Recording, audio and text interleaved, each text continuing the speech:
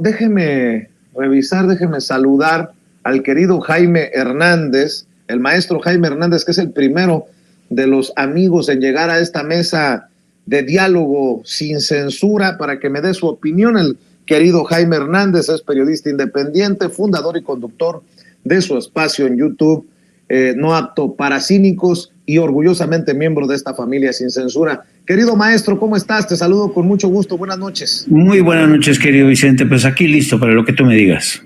Pues dame tu opinión acerca de este carpetazo, si se le puede llamar así, del GIEI al caso Ayotzinapa. Se van denunciando pues lo que has escuchado, una cerrazón por parte de las autoridades militares, de la Secretaría de la Defensa Nacional, y bueno, por su parte el presidente les reconoce la labor. Hay que decir que sí se ha avanzado en la investigación, pero esto que denuncian de que es imposible seguir trabajando con esta cerrazón de la Secretaría de la Defensa Nacional, con esta opacidad y bueno, marcando incluso ligas de militares y autoridades municipales con el narcotráfico. ¿Cómo ves, Jaime? Pues ha sido realmente para esta comisión una realmente pues un vía crucis, ¿no? Porque efectivamente el ejército mexicano no estaba acostumbrado a que lo investigaran, ¿no? Y esto cambió radicalmente cuando el presidente López Obrador se comprometió a dar a conocer toda la verdad. Y a trancas y barrancas, poco a poco el ejército fue soltando información, pero de forma realmente con muchos esfuerzos, con presiones del propio presidente, con manotazos sobre la mesa. Y el ejército pues ha seguido así en esta actitud. Pero fíjate que no solamente es el ejército, Vicente, porque todos los criminales, funcionarios durante el gobierno de Peña Nieto, que hoy están, por ejemplo, el caso de Tomás Herón, que sigue refugiado en Israel.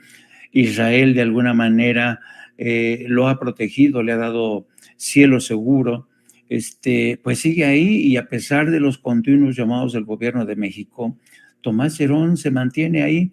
Está esperando que le concedan la ciudadanía, y a partir de ahí va a ser muy complicado. Entonces, encontrar la verdad en el caso de los 43 no tiene que ver solamente con la cerrazón del ejército mexicano, tiene que ver con las alianzas muy poderosas que urdieron desde las presidencias de Felipe Calderón y durante la presidencia de Enrique Peña Nieto, todos estos criminales que se valieron de sus acuerdos, de sus alianzas, sobre todo con la comunidad de inteligencia israelí, que se ha enriquecido a costa, por ejemplo, de jugosos contratos con el gobierno mexicano. Me refiero específicamente al programa de Pegasus, y también todos los vínculos que hay, ¿no? Por ejemplo, el bufete que defiende a Tomás Herón, realmente uno de los testigos clave, el bufete que defiende a Tomás Herón es el mismo que ha defendido al señor Remer, ¿no? Que también está buscando la ciudadanía para no regresar nunca a México, o bueno, mientras está bueno. Así es que han sido una serie de obstáculos que realmente ponen realmente en tela de juicio la capacidad del gobierno del presidente, que ha actuado de buena fe para entregar la verdad. Y luego, si a eso añades la politización que se ha hecho del caso desde hace mucho tiempo, un caso tan, ¿sabes?, tan horroroso, y además que puso en tela de juicio también la poca confianza que tenían los servicios de inteligencia de Estados Unidos en México, porque no fue sino que hasta que el presidente de México le solicitó al Departamento de Justicia que les prestaran, que les dieran a conocer el expediente que tenía la DEA sobre el tema de Guerreros Unidos. Así es que, mira, de veras que ha sido una batalla en distintos frentes los que ha librado el presidente. No estoy tratando de quitarle la responsabilidad al gobierno de Andrés Manuel López Obrador. Simple y sencillamente lo que estoy tratando de hacer es que no sea una tarea fácil y seguirá siendo complicada, porque cuando no hay resistencias en el ejército mexicano, hay resistencias de gobiernos extranjeros, como es el caso de Israel, que hoy más que nunca está más complicado, con un Benjamín Netanyahu que le ha puesto la pata en el cogote al aparato de justicia, y con unos servicios de inteligencia de Estados Unidos que a veces cooperan y a veces condicionan mucho la cooperación con México, querido Vicente. Así es, déjame incluir a esta conversación sin censura a la querida Lina Duarte, nuestra corresponsal, a nuestra amiga, nuestra reina de Xochimilco, quien también tendrá sus opiniones acerca de esto. El presidente asegura que llegarán a la verdad en el caso Ayotzinapa, aunque se vayan los últimos miembros del grupo interdisciplinario de este GIEI, por sus siglas, que dicen que se van pues entre opacidad y entre ligas con el narco de militares. Querida Lina, pues vaya caso, ¿no? Un caso que pues es emblemático y que pues todos queremos que se resuelva a la brevedad, que se llegue a la verdad. Y bueno, escucho tus comentarios, tus opiniones, querida Lina, te abrazo, buenas noches.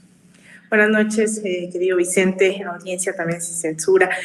Pues mira, el tema de Ayotzinapa ha sido un parteaguas dentro de la vida contemporánea de este país. No hay duda de que ha marcado una antes y un después en la concepción de qué entendíamos con la guerra contra, la mal llamada guerra contra el narco, qué entendíamos incluso en esa frase el narcoestado, el Estado fallido, que se puso tantas veces a discusión si realmente estaba fracasando el Estado o realmente el Estado estaba sirviendo a unos intereses de manera impecable, ¿no? Creo que esas movilizaciones marcaron incluso generacionalmente a muchos compañeros, compañeras que veíamos en Ayotzinapa la posibilidad de que fuese cualquiera, ¿no? Generacionalmente hablando, el recrudecimiento de la violencia de Estado en todo su esplendor, y de repente vinieron a imponernos también esa versión, ¿no? Histórica, decía en ese momento Murillo Karam, en la cual pues ya ellos tenían claro qué había pasado, quiénes eran los responsables, y cuando va avanzando con los años, bajo los mismos testimonios de la familia de quienes sobrevivieron a esta detención y después desaparición, masacre, ¿no?, que hubo en el caso de Ayotzinapa, bueno, más que masacre, estos atentados que jóvenes vivieron, ¿no?, como el caso de Omar García, Manuel Vázquez Arellano, hoy diputado federal, pues lo que vimos fue de qué estábamos hablando. Estábamos hablando de una red de colusión en un sentido más que amplio, que iba desde la policía local, municipal, estatal, el ejército, la marina, el presidente, el partido, el gobierno. No sabíamos o sea, más bien como que se materializaron, ¿no?, todas esas demandas de justicia que por tantos años se habían tomado como banderas, había salido a las calles, había salido a protestar cada 26 de septiembre, y que hasta la fecha, mes con mes, también los padres han salido a las calles, y esa es una exigencia que también ellos hacen al pueblo de México, ¿no?, que se les ha abandonado, y de repente en estos casos nos volvemos a acordar que Ayotzinapa ocurrió. Y hoy lo que dice el GIEI, pues no es un fracaso del GIEI, es nuevamente esos retos, ¿no?, por delante que hay, en donde puede haber una transformación. Sin embargo, la gravedad del asunto es tal que puede que haya, o totalmente lo podemos creer después de lo que implicó en sí el caso Ayotzinapa, en voz incluso de las autoridades actuales, de Alejandro Encinas, que han dado testimonio de lo que ha ocurrido. Pero a ver, cualquier proceso político no es blancos y negros, no hay un montón de claroscuros, hay un montón de fuerzas políticas, hay un montón, seguramente, ¿no?, porque es algo que también no tenemos conocimiento, como dice el filósofo Vicente Serrano, no tenemos los pelos de la burra en la mano en el caso del ejército. Entonces yo creo que es un tema muy delicado. Personajes aquí mismo como nuestro abogado César Gutiérrez Priego tendrá más análisis sobre lo que implica la lucha intestina, interna, la pugna de facciones que seguramente habrá dentro del ejército, como lo hay dentro de las bancadas políticas, dentro de Morena, dentro del PRI, dentro del PAN. Es decir, somos sujetos, seres humanos, los que estamos ejerciendo política, los que estamos los que están en algún puesto de decisión, los que están en el ejército, los que están, etcétera, etcétera, y debe de haber un montón de contradicciones y luchas internas que desconocemos. Sin embargo, yo creo que aquí hay un punto clave que es seguir visibilizando lo que ha implicado para la sociedad, para la historia de este país, la colusión entre grupos armados, grupos del narcotráfico, del crimen organizado, del Estado mexicano, y que hay que seguir desmantelando. Eso es lo que no se puede permitir. Rafael Correa, expresidente de Ecuador, decía hace unos meses aquí en México, en una conferencia que daba, él decía, bueno, un gobierno de izquierda no es donde no existe corrupción, es donde no se permite. Yo creo que en un gobierno de izquierda es donde no es que no exista todavía estas relaciones, ¿no?, entre grupos del narcotráfico, entre grupos políticos, el aparato del Estado. Yo creo que es en donde no se permite. Ahí la sociedad tiene que tener un rol activo, las autoridades también, y escucharemos también seguramente mañana. Yo creo que sería natural tener ahí a Alejandro Encinas también en la mañanera, a la secretaria de Gobernación, tener ahí más que a la canciller, que también sabemos ya adelante de la mañanera que mañana va a estar. Creo que tendríamos que escucharles también qué van a decir, pero sobre todo y por sobre todo, y con eso cierro, a las víctimas, ¿no? Yo creo que hay que seguir poniendo los micrófonos en los padres, en las madres de Ayotzinapa, que muchos de ellos incluso no han sobrevivido para escuchar estas noticias, han quedado en el camino, se han enfermado, no han tenido el apoyo suficiente tanto del pueblo de México, ¿no?, como de, pues obviamente, los implicados en el caso para esclarecer qué es lo que ha ocurrido. Entonces, por ellos y para ellos creo que hay que seguir insistiendo en que tenemos que saber realmente la verdad histórica que se nos ha negado todavía, muchas partes que no conocemos, que se esclarezcan. Claro, y precisamente déjame saludar al querido César Gutiérrez Priego, el abogado César Gutiérrez Priego, quien en el equipo de Sin Censura es el que entiende de mejor manera, por obvias razones, el tejimaneje militar, y nos puede dar una opinión acerca de estas declaraciones de los últimos miembros del grupo interdisciplinario de expertos independientes que deja el caso Ayotzinapa, porque dice que es imposible trabajar, acusan de opacidad, de falta de transparencia desde la Secretaría de la Defensa Nacional, y ligan, de hecho, a militares con los narcos. Los mandos del 27 Batallón y del 42 Batallón tenían una colusión con el narcotráfico. Dicen, entre otras cosas, Carlos Beristain y Ángela Buitrago. Mi querido César, gracias por hacer un espacio en tus vacaciones, tengo entendido, para que nos des tu opinión acerca de esta situación. Te mando un abrazo por donde andes, querido César. Vicente, un placer saludarlo. Sí, nos tomamos unos días de descanso, no sé si merecidos, pero sí necesarios.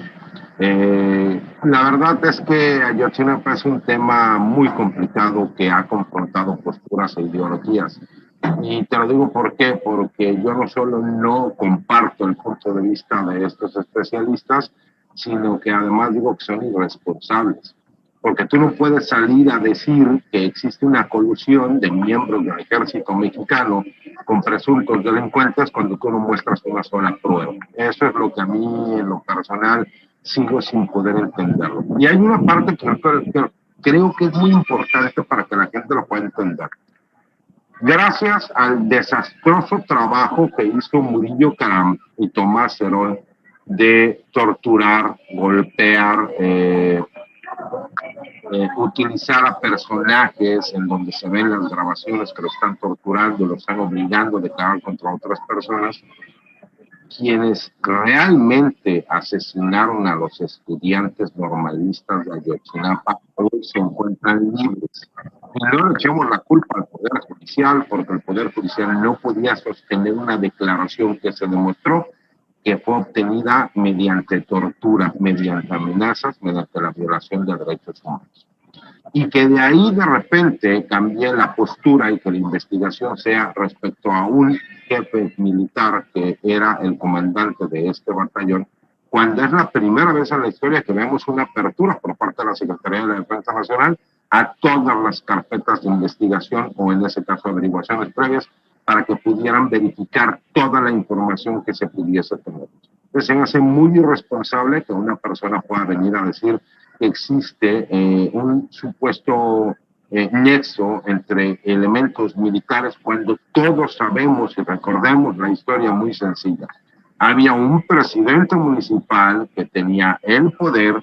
Dentro de esos 2 o 3 municipios había un gobernador, había una policía municipal que estaba en contubernio con otras 2 policías municipales y una policía estatal. Terminan ligando forzosamente al ejército y ahorita vemos a un general detenido, ¿no? Y que la verdad es que en lo personal lo puedo decir, los abogados han sido...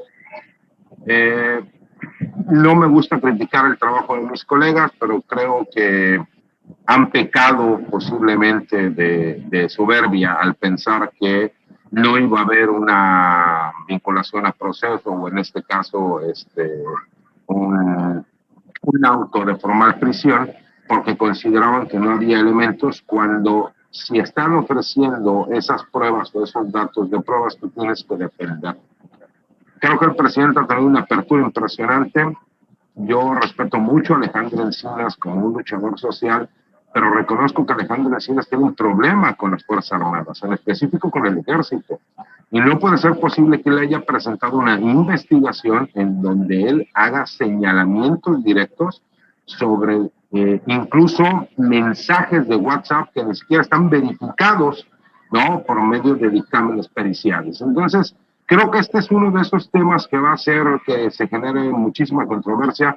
Creo que nadie queda bien. Yo sigo pensando que los elementos militares no tuvieron que ver con la desaparición de los estudiantes de Ayotzinapa. Sigo asegurando esa situación porque yo sí participé en su momento en la defensa de estos elementos y me di cuenta que no existía nada. No olvidemos que Sidonio Casarrubias se encuentra en libertad porque un juez federal que se le demostró que fue torturado este personaje por Tomás Herón, pues es la persona que realmente ordena y termina asesinando a parte de estos grupos de estudiantes, que el día de hoy se encuentra en libertad y es un testigo colaborador, porque ya no son testigos protegidos, por todas esas pifias que muy posiblemente, como bien lo dijo oportunamente Jaime, nunca veremos que vengan a dar cuentas a la justicia mexicana porque muy posiblemente ellos terminarán siendo ciudadanos israelíes. Entonces yo creo que ahí también el gobierno necesitaría presionar un poco más. ¿Sabes cuántos contratos tenemos nosotros con empresas israelíes que podríamos presionar para que se pudiera llevar a cabo? Creo que eso podría ser la base. Creo que el presidente de la República ha sido muy transparente, pero creo que la gente que está alrededor del presidente le podría apoyar y le podría ayudar para decirle, señor presidente, necesitamos que Tomás Herón esté aquí para que nos dé una explicación de por qué a las personas que realmente tuvieron que ver con el asesinato del estudiante de Ayotzinapa, esas personas el día de hoy se encuentran en libertad y terminan inventando historias que involucran a personajes militares y a personajes de otra especie con estos criminales que creo en lo personal, Vicente, es lo que ha terminado o ha hecho que incluso esto se vuelva todavía más complicado. Y ya que estamos hablando de situaciones polémicas, controversiales, hoy el presidente por fin, y lo hemos venido advirtiendo Jaime, Alina, César, en espacios como Sin Censura, de esta campaña perversa. Él dice que es una campaña irresponsable, de mala entraña, de alto riesgo, de echarle la culpa en caso de que algo le pasara a un periodista de estos confrontados con él, que son exhibidos seguido en la mañanera, y o a una aspirante a la presidencia opositora, en este caso Xóchitl Gálvez. Recuerden que hace unas semanas fue la revista Siempre de Beatriz Pajés la que hablaba de estos señalamientos. Hace un par de días fue Raimundo Rivapalacio. El presidente dice que hasta Joaquín López Dóriga estaba comprando o vendiendo, como lo quiera ver, esta narrativa, y López Dóriga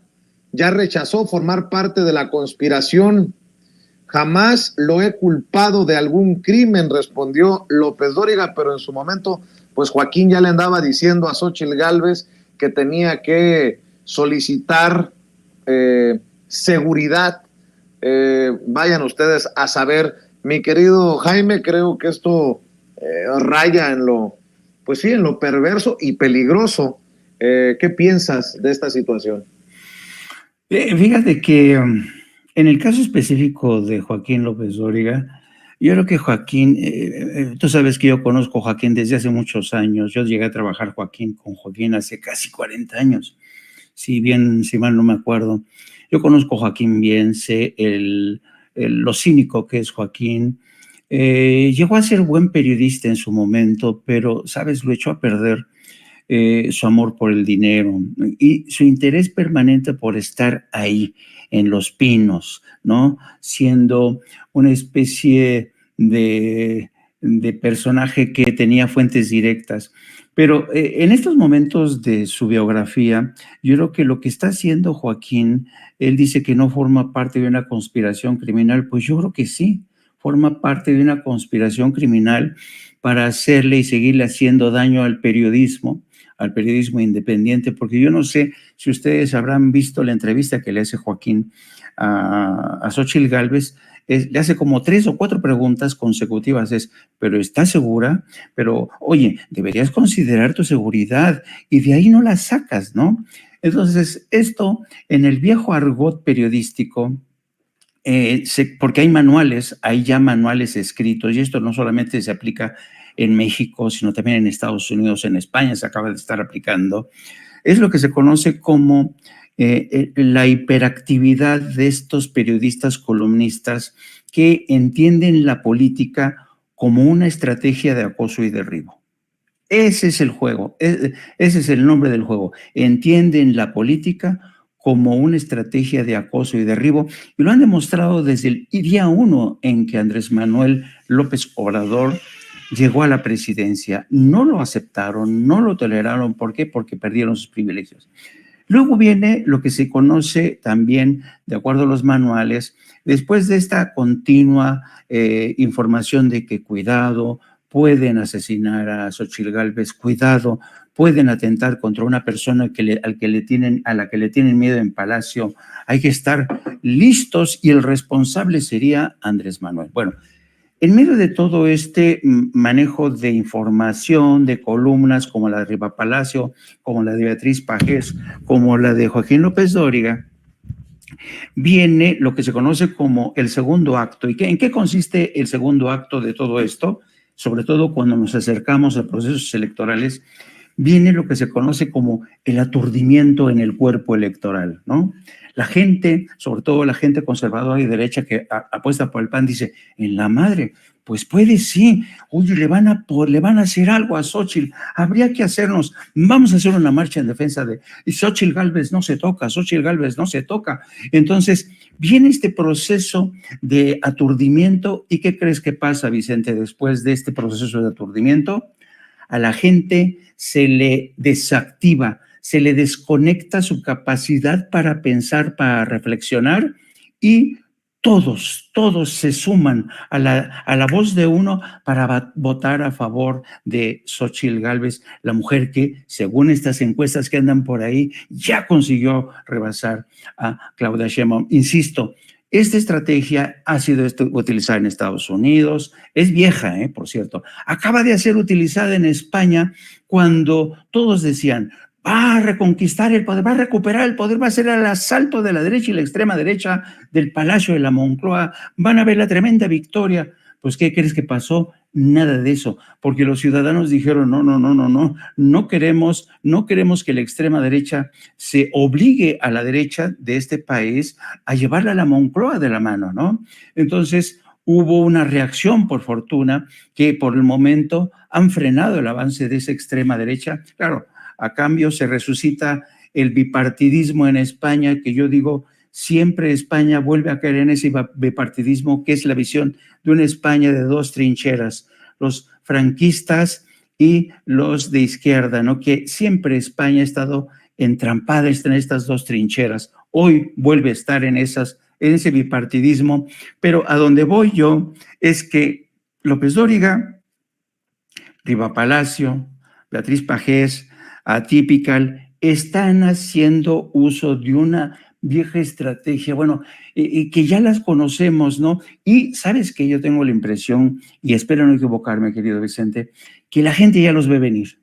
La gente ya adivina la jugada, y la gente ya no es idiota, la gente ya sabe por dónde están tirando estas personas, por dónde van, hacia dónde se dirigen, y esta gente cree que realmente a golpe de campañas de miedo, de odio, van a conseguir, ¿sabes?, poner turulatos, poner a temblar a todos los ciudadanos para que al final digan, no, sí, mejor salvemos a Xóchitl Gálvez.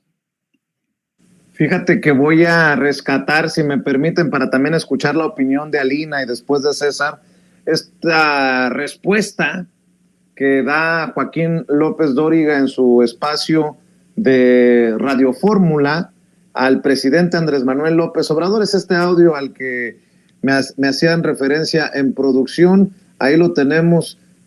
Vamos a escuchar lo que dijo Joaquín López Dóriga en referencia a lo que dijo el presidente en la mañanera, señalándolo a él, a Aguilar Camín, a Riva Palacio, a Beatriz Pajés, de ser algo así como peoncitos de Carlos Salinas de Gortari y formar parte de esta red de mala entraña. Lo que dijo el presidente hoy, ¿sí? Primero me acusa de formar parte de una conspiración. Y dice de irresponsables, que es perversa, de malas entrañas, peligrosísima y en su contra. No, presidente, yo no formo parte, le reitero, de nada de esto. ¿Sí? Dice que yo formo parte de un grupo vinculado a Carlos Salinas de Gortari. Pruébelo, presidente, demuéstrelo. Porque, repito, el que acusa, como me está acusando, tiene la carga de la prueba. ¿Sí? Después dice, no actuaremos de manera perversa. Hoy actuó de manera perversa al anunciar que mañana me va a exhibir. Estoy a sus órdenes, presidente. Ojalá me invitara mañana a la mañanera para que pues lo hiciéramos cara a cara, ¿no? Después dice, estamos requete bien, es su versión, ¿sí? Estamos de buenas, ¿no? Pues, a ver, querida Lina, por primera ocasión yo escucho a Joaquín López Dóriga con ganas de madrugar e irse a la mañanera. Ojalá que no le pongan trabas, nótese mi sarcasmo, Joaquín, Jesús Ramírez Cuevas y su equipo de comunicación social para que, perdón por lo que voy a decir, Alina, tú eres muy propia, yo soy muy majadero, porque con esos huevitos con los que habla desde sus estudios en Radio Fórmula, a ver si no se le suben a la garganta cuando vaya a la mañanera y surja un intercambio. Pero ¿sabes qué? Pura provocación. Sabemos que no va a ocurrir. Bueno, eso es lo que considero. Alina, ¿cómo ves esta campaña? ¿Cómo ves esta reacción de López Dóriga? Y no era para menos, porque el raspón estuvo durísimo en Palacio Nacional. Mira, Vicente, justamente aquí hablábamos de esto el día de ayer.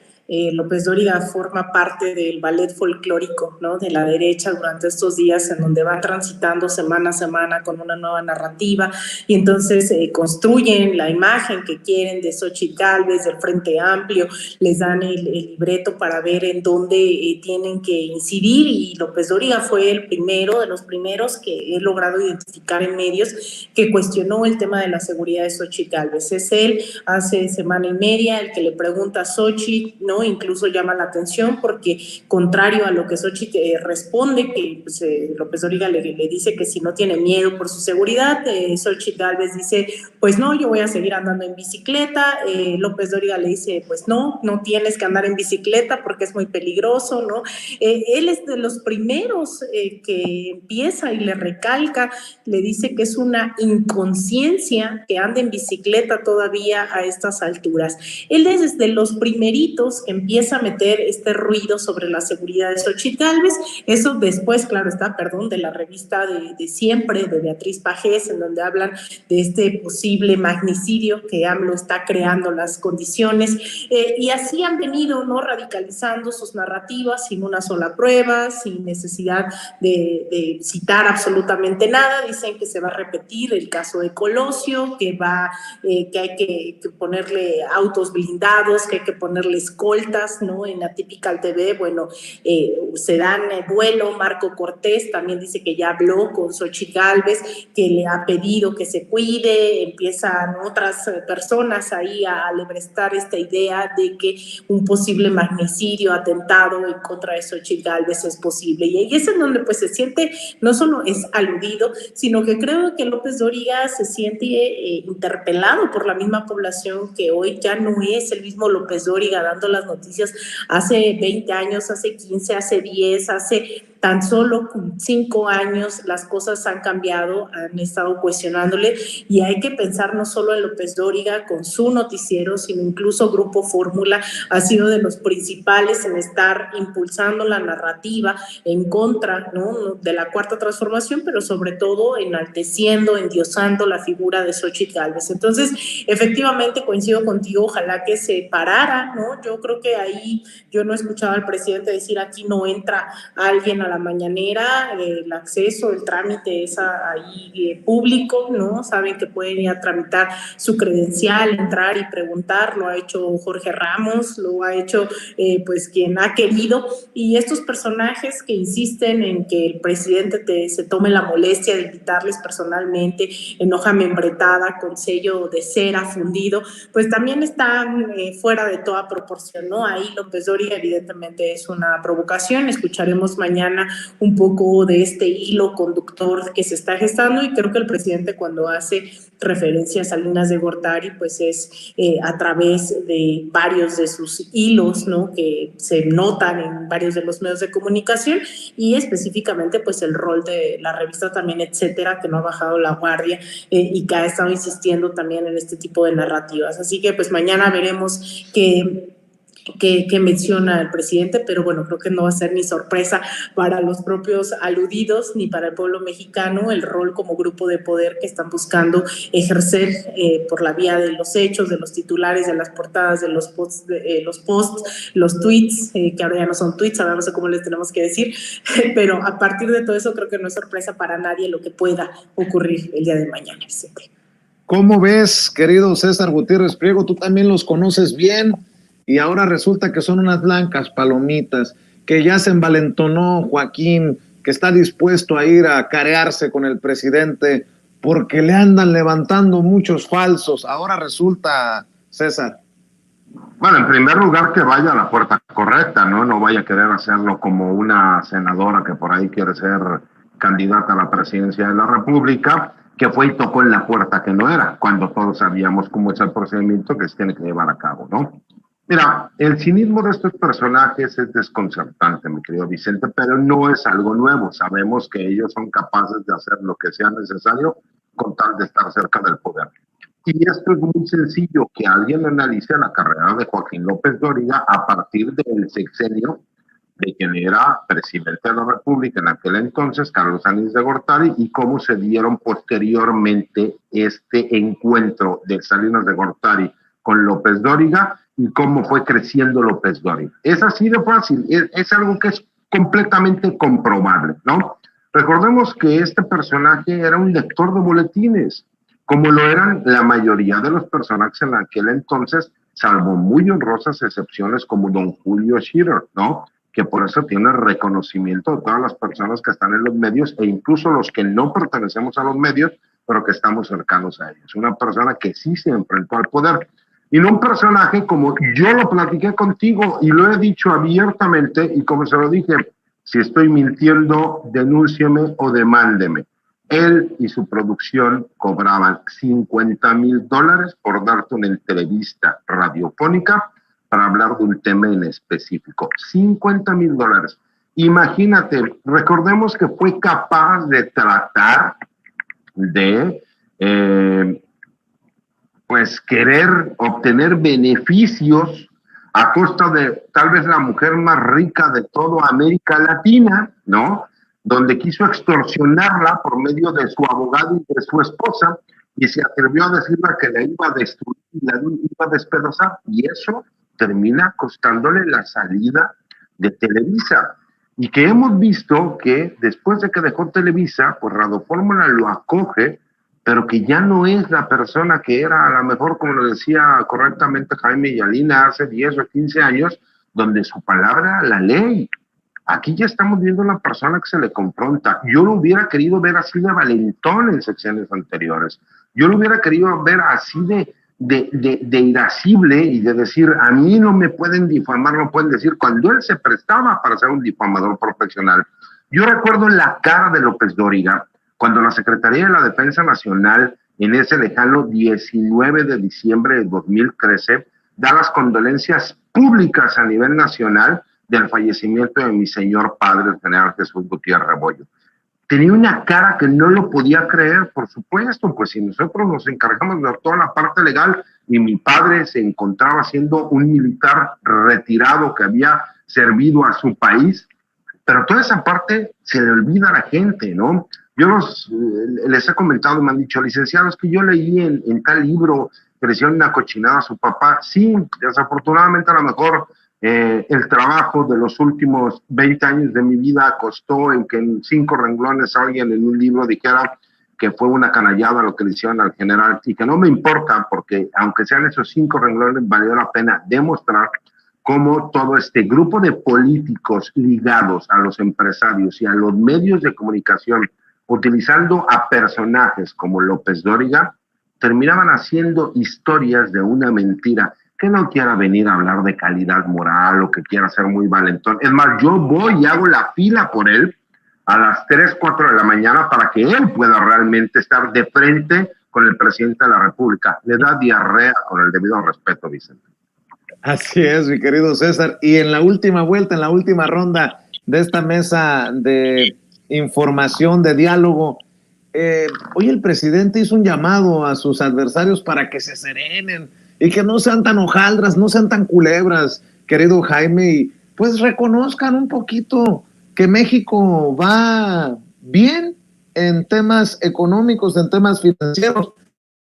Es como Di Constanzo, que escriben puras pendejadas en Twitter, dice, habrá crisis en 2024 en las finanzas públicas, Pemex, la deuda, las presiones de gasto y la falta de crecimiento económico amenazan con desatar la crisis de fin de sexenio. Pues con justa razón, el presidente Andrés Manuel López Obrador hoy en la mañanera hizo un llamado precisamente a personajes como Mario Di Constanzo, a sus adversarios, para que se serenen ante buenos datos económicos y sociales para nuestro país. Vamos a ver, escuchar y después regreso con las opiniones de los tres. Y quiero hacer un llamado a nuestros adversarios para que se tranquilicen, porque han ido fallando sus pronósticos y cada vez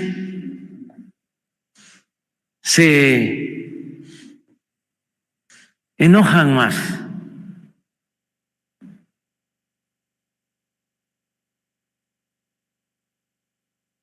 En lo económico vamos muy bien.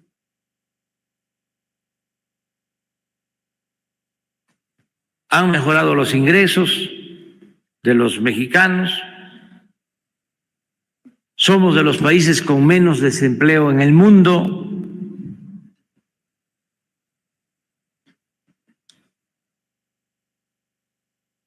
Está creciendo la economía.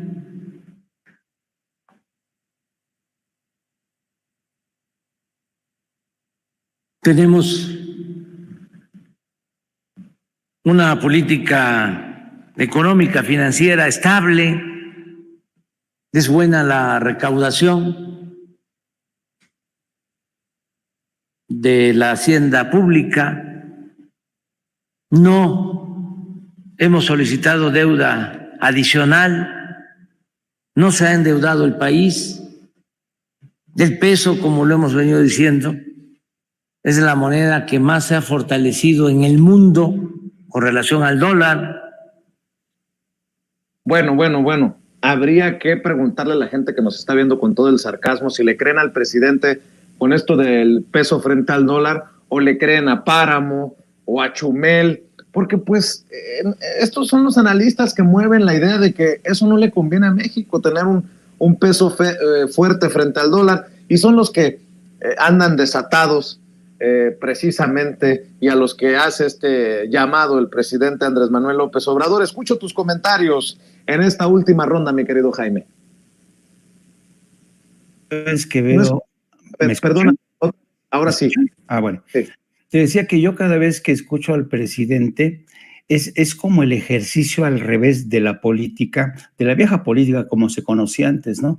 ¿Te acuerdas antes que los viejos políticos del PRI, cuando iban a inaugurar un edificio, una presa, un hospital, llegaba la gente de la noche a la mañana, te ponían césped, te ponían todo, ¿no? Llegaba el presidente, cortaba el listón y se llevaban todo, ¿no?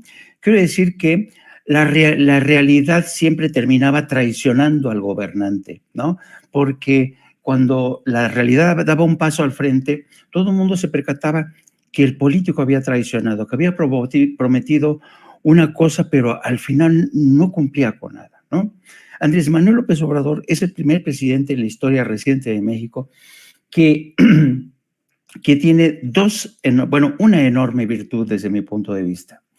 El presidente es un político que sabe que para gobernar necesitas conocer bien a tu país, al país que gobiernas y a tus ciudadanos.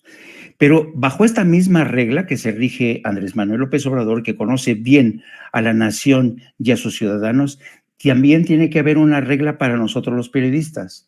Los periodistas tenemos que conocer bien a la nación que queremos retratar todos los días. Estamos obligados a conocerla bien. A pesar de las complejidades, a pesar de las urgencias en las que se mueve uno, tenemos que tener una vista aguzada, escuchar a la gente, patearse la calle, ¿no? Porque solamente de esta manera escuchas, dices, no, aquí está la realidad. Y si tú te atienes a estas dos reglas, la del político que tiene que conocer bien al país que está gobernando y el periodista que conoce bien a la nación y a los ciudadanos para retratarlos de la mejor manera posible, te das cuenta que eso es lo que está fallando entre los medios de la derecha, entre los medios corporativos, porque ustedes ya seguramente se habrán dado cuenta que columnistas como Carlos Loret de Mola, Raimundo Riva Palacio, Eugenio López Dóriga, la gente de tercer grado, todos echan mano de estos megáfonos tan potentes que tienen, porque se juntan en sus burbujas, en sus pequeños círculos, y desde ahí salen todo lo que dicen en megáfonos potentes que alcanzan hasta el último rincón del país. ¿Y qué es lo que pasa cuando continuamente dicen, el país está bañado en sangre, la violencia no se termina, el dólar va a escalar hasta los 30 pesos, Dos Bocas se está inundando todos los días, la torre del aeropuerto está inclinada, Pemex está más jodido que nunca, los muertos que se produjeron durante la pandemia es un criminal López Obrador, ¿no? Pero siempre la realidad da un paso al frente. Y hoy, cuando la secretaria de Seguridad dio cuenta de uno de los avances más importantes para reducir en un 17%, creo que en relación al 2021 o al 2020, el índice de homicidios, dices, coño, ¿cómo me gusta esto, no? ¿Cómo me gusta esto que siempre cuando la realidad da un paso, resulta ser que es la realidad que ya había vaticinado Andrés Manuel? ¿Por qué? Porque Andrés Manuel conoce bien la realidad de su país. Por tanto, yo creo que estos continuos llamados alarmistas, esta continua alarma que se ha instalado en medios de comunicación, siempre se va a topar con esta necia, con esta realidad tan tosuda, como ha ocurrido el día de hoy y como sigue ocurriendo todos los días, ¿no? ¿Y por qué? No es que el presidente sea un mago, no es que el presidente sea un genio, no. Simple y sencillamente que Andrés Manuel conoce a su nación conoce a su gente, se ha pateado todos y cada uno de los municipios, conversa con la gente, los abuelos le piden cosas, los jóvenes le dicen una cosa, las mujeres, el presidente escucha a todos y conoce perfectamente el suelo que está pisando. Yo creo que a pesar de estos continuos esfuerzos por vendernos el apocalipsis now, que ya viene, Andrés Manuel, que tiene el control de muchísima información, les va a ganar a estos la partida. Yo creo que esa es la gran virtud que pocos presidentes en la historia de México han tenido en la historia reciente. Y los periodistas tendrían que aprender mucho de este político, aprender de la realidad, conocer bien esa realidad para tratar de retratarla de la mejor manera posible y así hacerle un mejor servicio a la nación y a las futuras generaciones. Así es. También escucho tus opiniones, tus comentarios, Alina. Bueno, yo creo que estamos en un momento de quiebre, querido Vicente. Hoy la gente que está viendo este programa notará las grandes diferencias en los términos del debate popular, en lo político, en lo social, en lo económico. No hay tema que no esté sobre la palestra, que no estemos al tanto de él, que la mañanera ha sido ese punto, ¿no? Donde la gente todas las mañanas está al tanto de estas discusiones que sin duda. Bueno, por alguna razón el sistema nos ha votado. A ver si está Alina. Alina no ha regresado. Vamos a ver si está el querido César también para escuchar sus comentarios, sus opiniones y ver si podemos rescatar la conexión con Alina Duarte. Querido César, te escucho. Bueno, tampoco está César Gutiérrez Priego.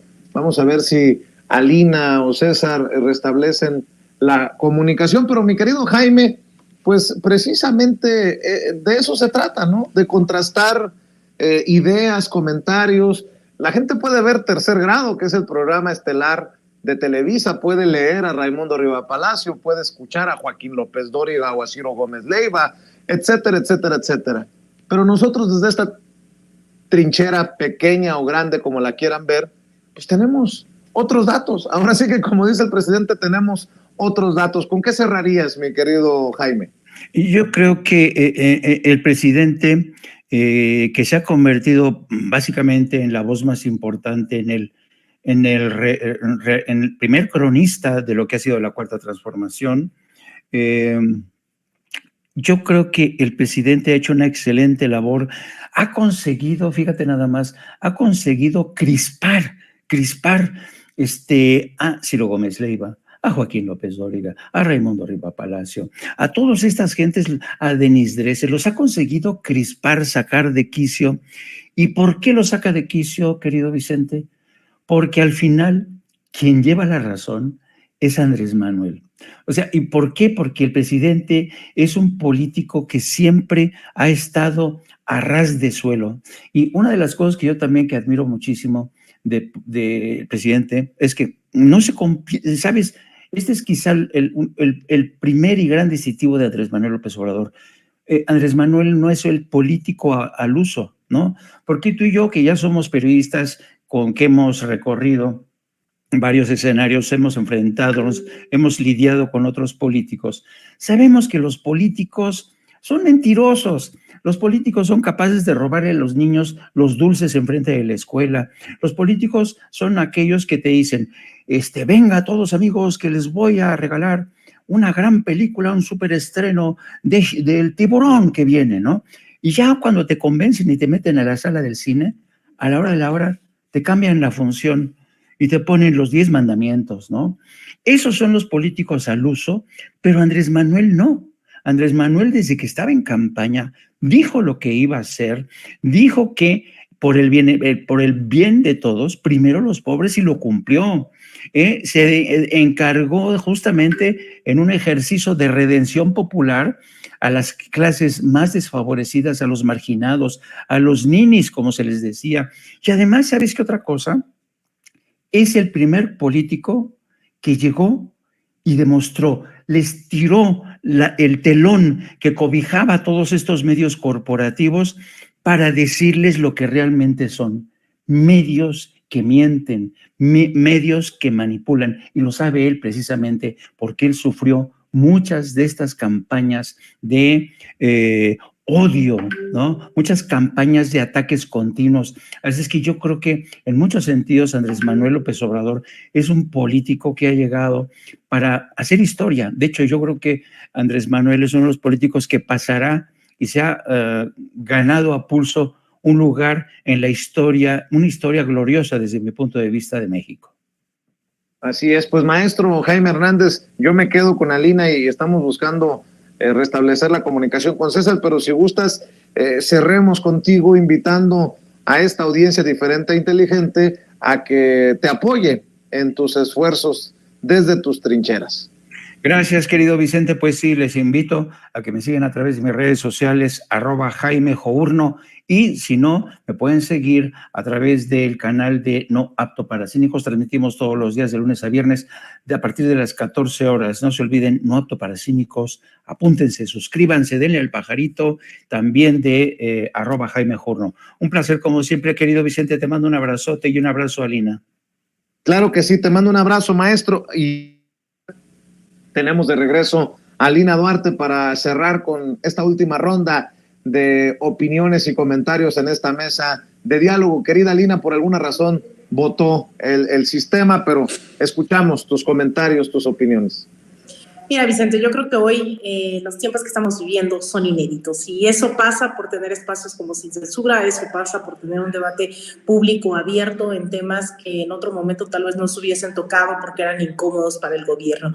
Hoy estamos viendo lo que está ocurriendo en tiempo real con el caso Ayotzinapa, estamos hablando sobre temas económicos que pues van definitivamente en un panorama amigable que no lo decimos solo aquí con números. Seguramente la gente, a pesar de la inflación que se ha vivido durante estos últimos años, dado el conflicto en Ucrania, dado la pandemia, etcétera, etcétera, bien se sabe que los impactos, a diferencia de otros países, no han sido cruciales, ¿no? Aquí en el país. Y se ha venido avanzando. Hoy el presidente toca el tema de la inflación, el tema económico, el superpeso. Sin embargo, no es el único ámbito. El hablar de la economía pasa también por restaurar la soberanía alimentaria, la soberanía energética.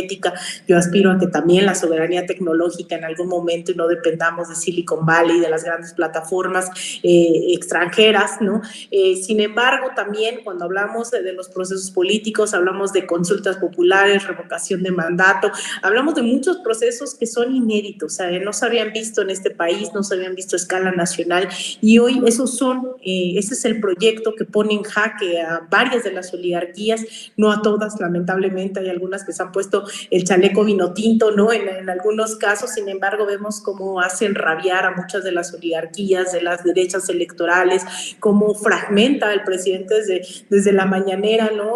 Muy arquitecto y muy ajedrecista. Él pues ha puesto en jaque directamente a todos estos sectores que en otros momentos decidían la vida política, la vida económica, cada ámbito, incluso el ideológico, y que hoy esa grieta que se abrió el 1 de julio del 2018, pues por ahí nos hemos metido, nos hemos colado en la vida pública, un montón de comunicadores, periodistas, también un montón de activistas. Los retos son muchísimos y creo que deberíamos ya hoy de estar pensando en cómo maximizar los debates sobre los retos y la continuidad, porque creo que ya se tiene claro, ¿no?, quienes han decidido cerrar filas por el bien de las mayorías, quienes han optado por proyectos individuales, pero también hay que pensar en que estamos en el último año de que se espera sea el primer sexenio de la llamada Cuarta Transformación, y ahí es en donde tenemos que hacer un panorama amplio, que es a mí lo que me impresiona que ha estado ocurriendo estos fines de semana con la consulta para el proyecto de nación. Se ha hecho una convocatoria que ha sido increíble, Vicente, yo te lo puedo decir estando ahí también con un en pie en el Instituto Nacional de Formación Política, el ver a la gente acudir y que incluso preguntarles dónde se están informando, ¿sabes? Esos detalles de dónde están obteniendo, que digan los medios públicos, que digan sin censura, pues también hace la gran diferencia dentro de la concientización del pueblo mexicano. Y yo creo que eso se va a materializar, espero, a diferencia del proyecto de nación que está haciendo la derecha con el ángel de la dependencia, ¿no? El ex canciller, el ex secretario de Hacienda, Ángel, se me fue su apellido, tú te lo sabrás ahí mejor, Vicente. Gurría. Ángel Gurría, ese no es el proyecto de las mayorías. El proyecto de las mayorías se está discutiendo en las plazas públicas. Este domingo nuevamente se convoca a las cabeceras distritales nuevamente a salir a votar en temas como bienestar social, trabajo. Ha habido varios foros, estuvo la secretaria del Bienestar, estuvieron varios pues representantes populares el fin de semana pasado, pero el domingo nuevamente se realizarán estas asambleas también en Estados Unidos, en Houston, en Nueva York, en Los Ángeles, etcétera. Entonces yo creo que es muy importante hoy lo que está ocurriendo, no solo en el ámbito económico, en el ámbito del bienestar social, los programas sociales, sino en la politización del pueblo mexicano, que en otros momentos yo creo que nos hubiésemos quedado solo con las ganas y expectativas de verlo generacionalmente, y yo creo que hoy que está ocurriendo, pues no es coincidencia también que haya ocurrido después de este 1 de julio del 2018. Querida Lina, cerremos invitando a la audiencia de Sin Censura también a tus trincheras. Muchas gracias, Vicente. Pues a mí me encuentran todos los días aquí en Sin Censura, me encuentran en Twitter, en @AlinaDuarte_, en Instagram _AlinaDuarte, también en Facebook y en YouTube, y sobre todo también pues les invitamos a que se suscriban a este podcast semanal que encuentran en nuestro canal de YouTube, diagonal @derraiz_media, y en todas las redes de Raíz, donde estamos ahí tratando de aportar un granito también para esta batalla mediática. Y pues agradecerte, Vicente, también todos los días permitirme estar aquí en Sin Censura, a ti, a toda la audiencia que nos respalda también de manera diaria, de manera combativa, y que nos permite pues transformar en ese sentido también al país, y de incluso aún más poderoso, sin fronteras, ¿no? Porque sé que mucha gente que nos ve también es en Estados Unidos. Así que te mando un abrazote a ti y a toda la audiencia. Muchas gracias, Alina Duarte, nuestra corresponsal, nuestra reina de Xochimilco, hablando con nosotros sin censura y pendientes, porque lo que se viene va a dejar la víbora chillando. Yo le pido que en estos momentos le dé like en esta transmisión en vivo y en directo, se suscriba, que por favor comparta con familiares, amigos, contactos, a través de WhatsApp, de Facebook, de Twitter, por donde usted quiera. Se viene la mesa de investigación contra Línea Sin Censura, y después una charla, una conversación sabrosa, por decirlo de alguna manera, con la diputada federal de Morena por Baja California, Julieta Ramírez, que ha tomado un papel protagónico en este relevo generacional del que habla el presidente Andrés Manuel López Obrador, y hace unos días le